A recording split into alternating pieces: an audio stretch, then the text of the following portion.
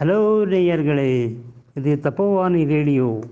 தப்போவன் senior citizen international complex கோயம்புத்தூர்லேருந்து broadcast ஆகும் web radio. நம்ம மகா பிரிவாரோட தரிசன அனுபவங்கள் பற்றி நிறையா பேசின்னு இருக்கோம், கேட்டுன்னு இருக்கோம். அந்த சீரீஸில் இப்போ ஒரு அனுபவத்தை பற்றி பார்க்கலாம். பூந்தமல்லியில் கண் பார்வையற்றோர் பள்ளி உள்ளது.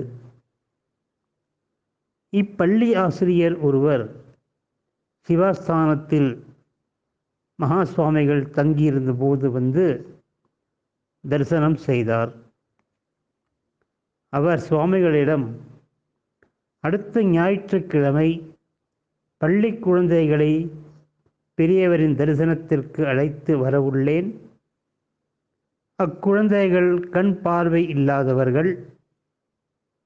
அதனால் பெரியவா கண்ணால் கண்டு தரிசிக்க முடியாது. ஆதலின் பெரியவர்கள் அக்குழந்தைகளிடம் 4 வார்த்தைகள் பேசி அவர்களை ஆசீர்வாதிக்க வேண்டும். அதை சொல்லிவிட்டு போகவே இன்று வந்தேன். அனுகிரகம் வேண்டும் என்று வேண்டினார்.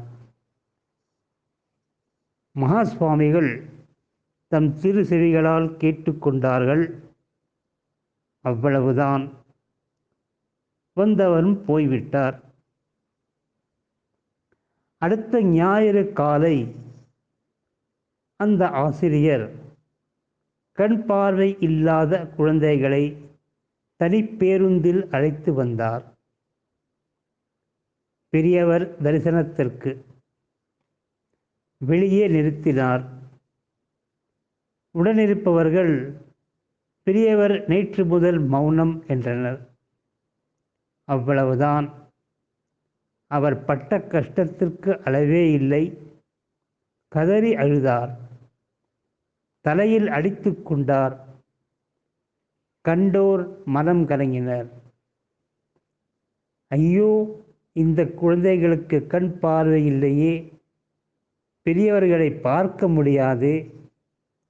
4 வார்த்தைகள் சொன்னால்தானே கேட்டு மகிழ்வார்கள். எங்களுடன் பெரியவர் பேசாவிட்டாலும் தரிசனம் செய்துவிட்டு போய்விடுவோம். இந்த குழந்தைகள் என்ன செய்யும்? இந்த குழந்தைகளுக்காகத்தானே சென்ற வாரம் வந்து வேண்டிக் கொண்டேன். இவர்களை ஏமாற்றிய நான் மகா பாவியாக விட்டேனே என்று தேம்பி தேம்பி புலம்பினார். எதிர்பாராத நிலை. பெரியவர்கள் உள்ளிருந்து வெளியே வந்து அந்த ஆசிரியரை அழுகையை நிறுத்தி சொன்னார்கள். கிணற்று பக்கத்தில் வெளியே மனை போட சொல்லி அமர்ந்தார்கள். மௌனம் கலைந்தது.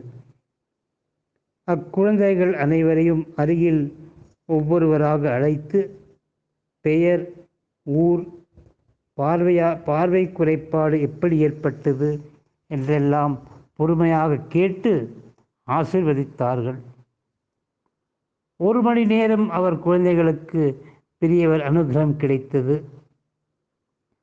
பழங்கள், திராட்சை, கற்கண்டு முதலியவற்றை பெரிய தட்டுகளில் வைத்து அக்குழந்தைகளுக்கு தருமாறு அந்த ஆசிரியரிடம் தந்து வழி அனுப்பினார்கள்.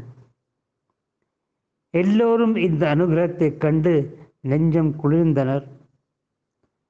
அந்த ஆசிரியருக்கோ தலைகால் புரியாத சந்தோஷம்.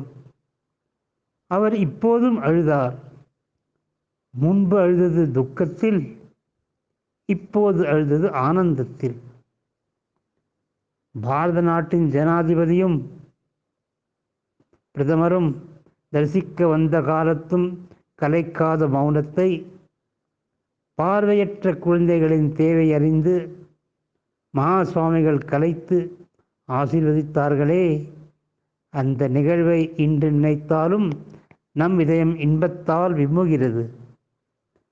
மகா சுவாமிகள் என்றும் அணையாத ஞான தீபம். அத்தீப ஒளி நம்மை வழிநடத்தி செல்ல பிரார்த்திப்போம். இப்படி அனுபவம் நேயர்களே. இதே மாதிரி இன்னும் நிறைய அனுபவங்கள் இருக்குது.